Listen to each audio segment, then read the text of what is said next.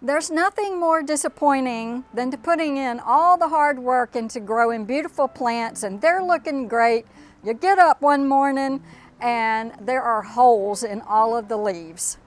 Pests are a gardener's worst nightmare, and there are thousands of them. Depending on where you live, you may have a stronger influx of a particular kind.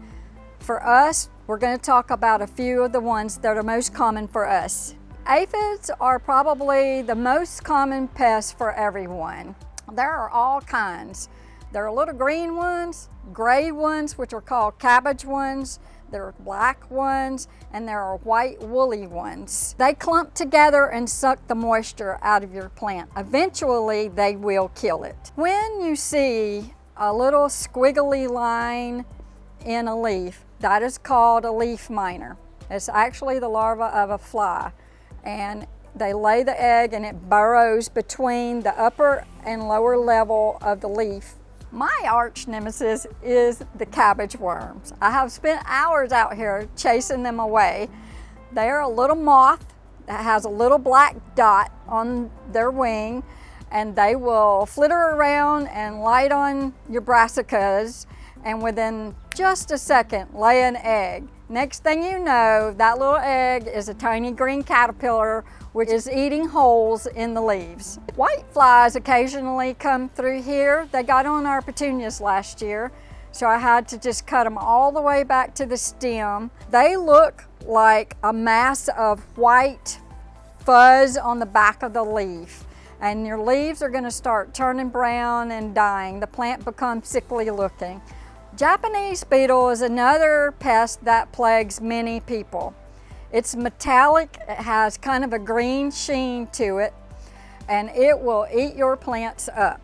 If you look at your strawberry leaves one day and they look like lace, more than likely that's the results of Japanese beetles. The good news is most pests are controllable. My favorite way is to use insecticidal soap spray. My second favorite way is neem oil. When I feel like I need to bring out bigger guns, neem oil is what I will go to. But first, I always try insecticidal soap spray.